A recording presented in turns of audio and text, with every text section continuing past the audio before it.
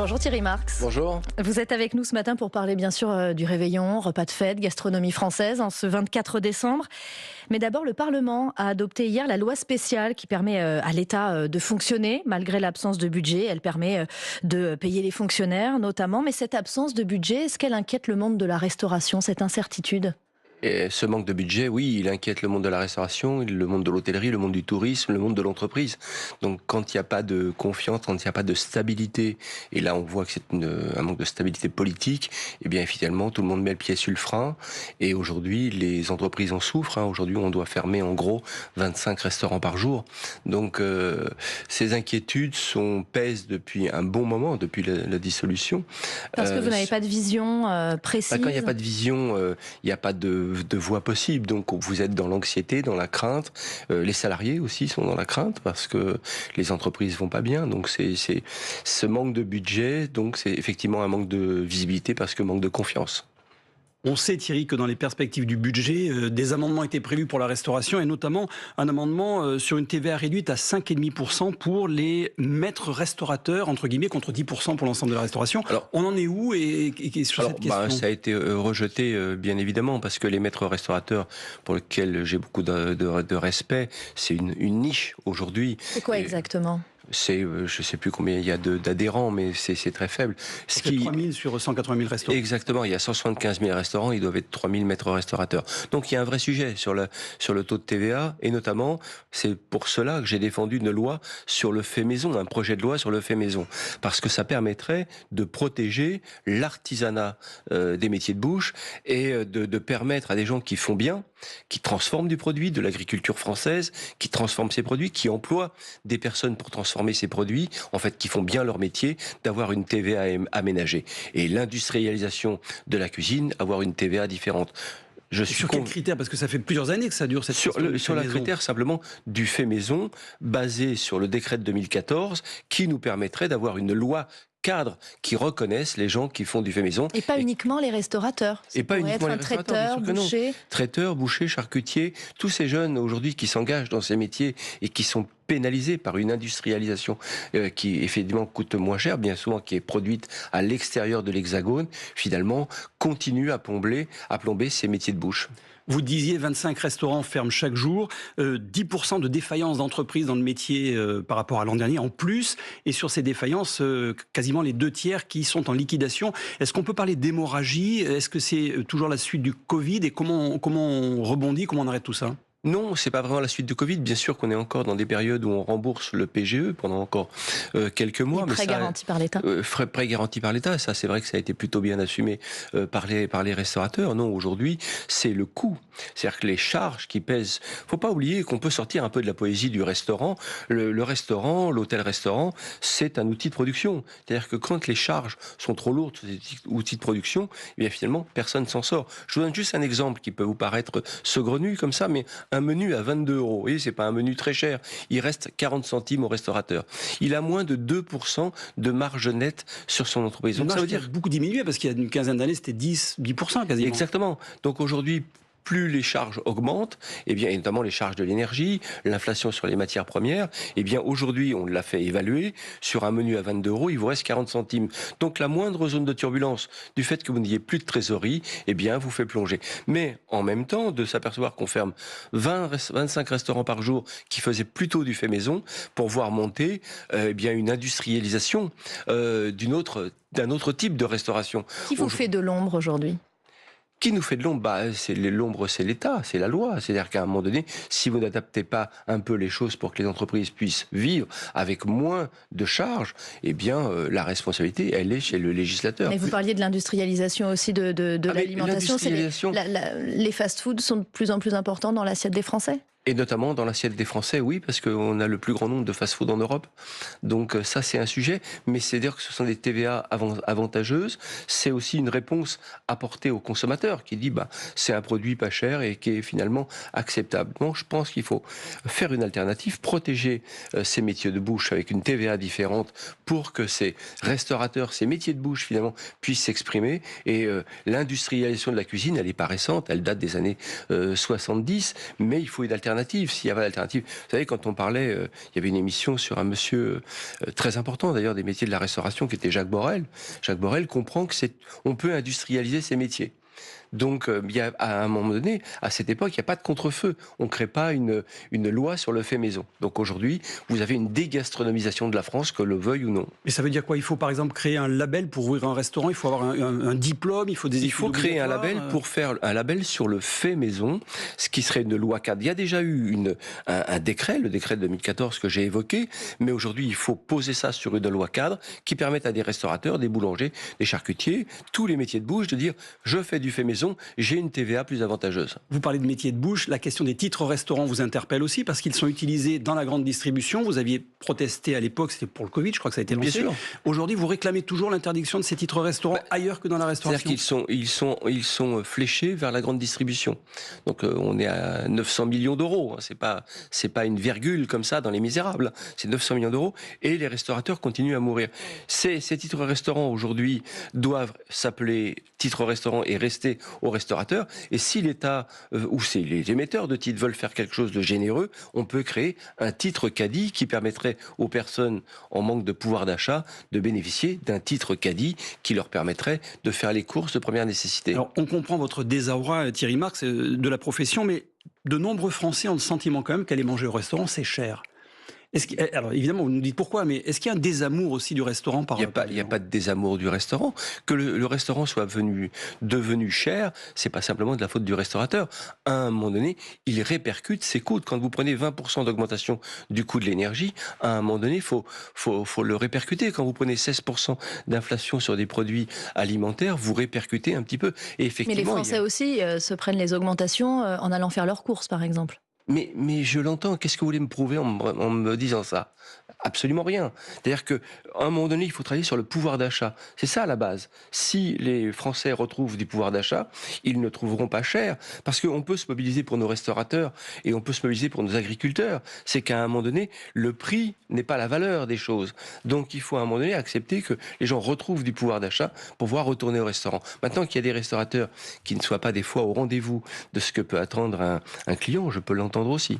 Il y a des produits qui augmentent considérablement. On parle du chocolat, le saumon également. Les restaurateurs font face à ça comment? Il y a des alternatives? Oui, il y a une alternative. C'est-à-dire que quand le chocolat augmente de trop, à un moment donné, vous dites, le chocolat, c'est plus un ingrédient que je vais utiliser dans mes activités professionnelles. Ça peut être ça aussi. Et puis, il y a un moment donné, on est lié à la nature et à la nature des produits. Donc, quand la saison est là et que les produits sont acceptables en termes de prix, vous pouvez les refaire fonctionner. Mais le chocolat, effectivement, le café, ça a pris un impact fort en inflation. Et le saumon, Thierry Marx, les Français en raffolent, ils en mangent 4 kilos par an en moyenne et par Français. Il coûte un peu moins cher en plus cette année, son prix a baissé, c'était dans le panier France Info avec le cabinet Nielsen IQ, mais pourtant les élevages de saumon, on le sait, ils sont très peu durables, le saumon a beaucoup de colorants, on parle de gastronomie, on parle de bons produits avec vous, il faudrait limiter le saumon? J'entends qu'il faudrait limiter sûrement les élevages et de contrôler un peu mieux ces élevages. D'abord d'avoir la finalité, comment est élevé le saumon, dans quelle eau, avec quels nutriments et qu'est-ce qu'il y a quand il se retrouve dans mon assiette. Donc il faudrait une traçabilité plus sérieuse et puis aussi que la curiosité revienne chez un peu moins de consommateurs, un peu plus de mangeurs. Pourquoi pas le chinchard? Pourquoi pas le maquereau? Il y a des espèces aujourd'hui, le maquereau ça devient un peu difficile, mais il y a des espèces aujourd'hui qui sont très intéressantes en termes de transformation. Fumé, par exemple. Mais quand je parle du fait maison, je parle aussi du fait maison à la maison. C'est-à-dire qu'il faut reprendre... Dans pouvoir d'achat, il y a pouvoir. Vous avez aussi le pouvoir de dire non à certaines choses et de vous remettre à faire la cuisine parce que c'est le seul moyen finalement de retrouver un axe fort qui est plaisir, bien-être, santé. Et ça, on doit le défendre aussi à titre dans la sphère privée. On va reparler du plaisir dans un instant, mais juste un dernier mot sur l'économie et la crise actuelle des agriculteurs. Vous la regardez comment, vous, cette crise agricole? Alors, il y a une crise sanitaire, évidemment, mais il y a un mal-être aussi du monde agricole. Non, mais la crise agricole, moi, ça fait plus de 10 ans maintenant que je suis dans un label agricole. J'attends Bleu pas blanc que cœur, oui. Voilà, j'attends pas que les caméras soient là pour me dire je vais me mobiliser pour les agriculteurs. D'abord, le problème agricole, il n'est pas conjoncturel, il est structurel, au même titre que ce que nous venons d'évoquer pour les restaurateurs. Maintenant, il y a Un autre pendant, c'est la crise sanitaire. Et là, il faut des réponses scientifiques, efficaces, pour ne pas contaminer le cheptel de son voisin. Et je pense que les agriculteurs sont pas dans l'inactivité. Aujourd'hui, c'est une accumulation de problématiques qui fait que ça explose. Mais il faut accompagner aussi de nouveaux modèles agricoles qui nous permettent de réfléchir un petit peu sur notre façon de consommer. Et est-ce qu'il faut que la France continue à freiner sur l'accord avec les pays du Mercosur qui pourraient importer Cet accord, il n'est pas bon, donc il faut vraiment le freiner, le regarder et le rediscuter dans le détail. Il n'est pas bon du tout pour nos agriculteurs. Eh bien, vous restez avec nous, Thierry Marx, sur France Info. Je rappelle que vous êtes le président de l'UMI, l'Union des métiers de l'hôtellerie-restauration. Il est 8h44 sur France Info et c'est le fil info tout de suite avec Laura Dulieu. Thierry Breton dénonce une chasse aux sorcières. L'ancien commissaire européen est interdit de séjour aux États-Unis, de même que 4 autres personnalités européennes. Washington les accuse de censure en raison de leur engagement pour une stricte régulation de la tech et contre la désinformation en ligne. Et les services de la Poste sont toujours perturbés ce matin, même si la cyberattaque de lundi a baissé en intensité selon le groupe. L'enquête est confiée à la DGSI ainsi qu'à l'unité nationale cyber de la gendarmerie après la revendication de l'attaque par le groupe de hackers pro-russes No Name 057. Le Parlement part en vacances sans budget 2026, mais avec une loi spéciale. Sébastien Lecornu se dit persuadé qu'un budget de l'État peut être adopté si les calculs politiques sont mis de côté, selon le Premier ministre, après l'adoption par le Parlement d'une loi spéciale pour assurer la continuité du fonctionnement de l'État, au moins pour le début de l'année. Et puis attention, si vous prenez la route du réveillon de Noël, aujourd'hui c'est rouge en Ile-de-France et en Auvergne-Rhône-Alpes dans le sens des départs. Bison Futé classe le reste de la France en orange. France Info. Le 8-30 France Info, Solène Crescent, Bernard Thomasson. Et nous sommes toujours avec Thierry Marx, président de l'UMI, chef cuisinier français.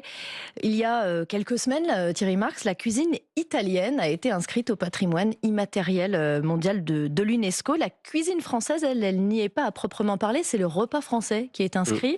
La gastronomie française, c'est toujours la numéro 1 en France, dans le monde ?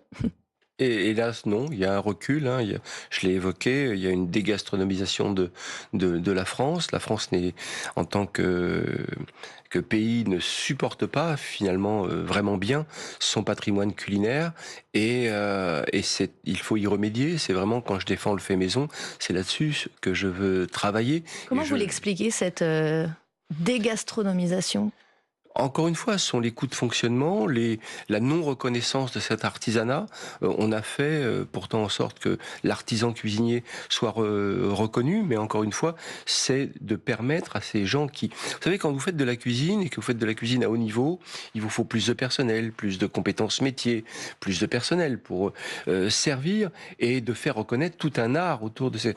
Aujourd'hui, c'est très compliqué parce que les charges pèsent tellement sur ces entreprises qu'elles n'y arrivent plus. Et aujourd'hui, on voit des restaurants dans des listes étoilées, dans des guides, qui aujourd'hui jettent l'éponge parce que ils n'ont plus les moyens de faire correctement.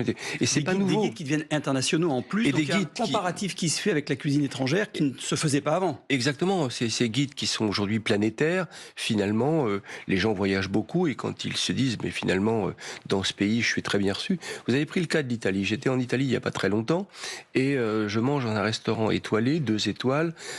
2 personnes, j'ai invité un de mes fournisseurs, 150 € à 2, 20 compris. Je suis incapable de vous proposer ça en France. Parce que les charges qui pèsent sur les entreprises françaises sont beaucoup trop lourdes.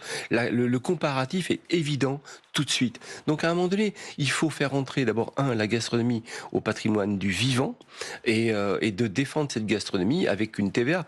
Remettez une TVA à 5,5 sur le fait maison et vous allez voir que la gastronomie française va remonter parce que elle va retrouver de l'énergie, des moyens de s'exprimer et ça nous permettrait de rebondir et de revenir sur la première marche du podium. Petite question anecdotique sur la gastronomie en général, mais pas forcément, parce qu'à Dubaï, il y a une intelligence artificielle qui prétend créer des menus d'exception et qui est traduite par des chefs exécutifs. Est-ce que ça vous fait peur, ça ? Comment vous vous comportez face à ces... Non, ça ne me fait pas peur dans le sens où je crois au vivant. Donc je crois au fait que de voir la main qui nous nourrit. Maintenant que la créativité culinaire ait été télescopée depuis quelques années, c'est pas nouveau, et que l'IA soit arrivée dans la gastronomie, c'est aujourd'hui une évidence. Vous tapez sur un moteur de recherche IA quelle est la meilleure salade de betterave au monde, quel chef l'a fait, comment vous pourriez modifier la recette, vous avez la réponse en quelques secondes. Donc à un moment donné, je crois que ce qui va revenir, et ce qui est là où il faut beaucoup de moyens, c'est de travailler en contact direct, créatif, avec nos convives, et ça nous redonnera le sens du vivant. L'IA est une réponse. On a demandé à quelques élèves l'autre jour de retravailler sur l'IA un 4 quarts, et certains se sont retrouvés avec 5 ingrédients. Donc il y a un problème. Il y a un sujet sur l'IA aussi. Parce qu'il n'y a que 4 ingrédients. Exactement. On le précise. Thierry Marx, dans ce contexte compliqué que vous avez décrit, que nous vivons, tout de même, ces fêtes de fin d'année, elles représentent quoi pour vous ? De la joie, du bonheur, du partage et de la positivité. Vous voyez, je reviens d'Ukraine, je passe une semaine en Ukraine et vous avez une école cuisine mode d'emploi, oui, à préciser Dnipro, parce que à Dnipro, on travaille sur une école de formation pour les vétérans, hommes et femmes d'ailleurs, qui ont été blessés par la guerre. Et je reviens de ce pays qui est vraiment sous les bombes, et en même temps de voir la joie du partage des fêtes de Noël est quelque chose qui m'a profondément ému. Donc en France, profitons de ce moment, peut-être pour faire un moment de pause, en se disant, eh bien, tout est permis, croyons en 2026 et avançons positivement en cherchant des solutions et en arrêtant de chercher des coupables. Mais comment on fait pour profiter des fêtes sans se ruiner? Parce qu'elle est là la question, dans le concret, on réveillonne ce soir, on n'a pas d'argent. Très honnêtement, des menus très simples. Vous savez, un menu très simple, pour moi, ça va être très très simple. Hein. C'est une omelette champignons de Paris, vous voyez, là où vous n'êtes pas ruiné, une volaille, simplement la mettre dans une cocotte au four ou la cuire directement dans la cocotte, et des pommes de terre. L'essentiel, c'est le partage. Et une bûche, c'est un biscuit roulé. Vous faites un biscuit roulé. Et ça suffira au bonheur de manger ensemble, de cette commensalité, comme disent les sociologues, de fait de vivre un moment qui va être un moment d'unité et pas un moment de combat. Il faut réapprendre à être des mangeurs et non plus des consommateurs. C'est aussi un nouveau combat, ça c'est le travail de Claude Fischler, moi j'aime beaucoup, et de dire arrêtons d'être des consommateurs, redevenons des mangeurs. Très bien, mettre la main dans la farine, oui, et puis de comprendre le produit qu'on transforme, sa saisonnalité, de manger ensemble, ça me paraît être essentiel. Donc c'est pour ça que lui, comme moi et d'autres, on milite pour des retours de cours de gastronomie dès la petite enfance, pour que dans 10-15 ans, eh bien, on ait de nouveau des mangeurs et un peu moins des consommateurs. Est-ce que vous militez pour que les Français retournent un petit peu au restaurant aussi, le 25 ou le 31? Ça s'est un peu perdu? Le 25, ça se remplit plutôt bien. Le 24, non, c'est évidemment en famille. Mais oui, je milite, nous militons restaurateurs pour que les gens retournent au restaurant, qu'on trouve des prix qui leur conviennent. Et moi, c'est le cas sur un de mes bouillons à la Porte Saint-Ouen, où là, vous mangez pour 25 €. Mais il y a des jauges. Si je fais pas 600 couverts dans cet endroit, eh bien, la jauge ne se fait pas. Donc, vous voyez, c'est plus compliqué que ça en a l'air, mais en tout cas, les Français aiment le restaurant. Et donc, quand ils ont l'accès à ce restaurant avec une gamme de prix qui leur convient, et que le restaurateur peut s'exprimer dans cette gamme de prix, eh bien, les Français sont au rendez-vous. Je vois des files d'attente dans certains restaurants, et je n'en vois pas dans les fast-foods. Qu'est-ce qu'on peut quand même suggérer pour un menu de Noël un petit peu plus? Là, on a parlé d'un menu, disons, sans se ruiner, mais si on veut faire un petit peu plus. Ah, il y a la coquille Saint-Jacques, c'est quand même merveilleux. Puis il y a les huîtres. Hein. Moi, j'adore une huître du golfe du Morbihan de chez Monsieur Aubry, qui est extraordinaire. La volaille, vous êtes adepte de volaille, vous, hein? Et puis oui, moi je suis adepte de la volaille. Vous avez la volaille des Landes, évidemment. Vous avez on prend ce qui est volaille de Bresse, etc. Donc on peut vraiment se faire plaisir. Et puis une belle bûche signature d'un chef pâtissier, ça vaut la peine quand même aussi. Donc voilà, c'est une question de budget. Mais encore une fois, n'oublions pas l'idée du partage. C'est quand même plus intéressant sur ce menu de Noël. Eh bien, merci beaucoup Thierry Marx d'avoir été l'invité du 8h30 France Info en ce mercredi 24 décembre. Je rappelle que vous êtes chef cuisinier français, étoilé et président de l'UMI, l'Union des métiers de l'hôtellerie-restauration. Bonne journée. Merci.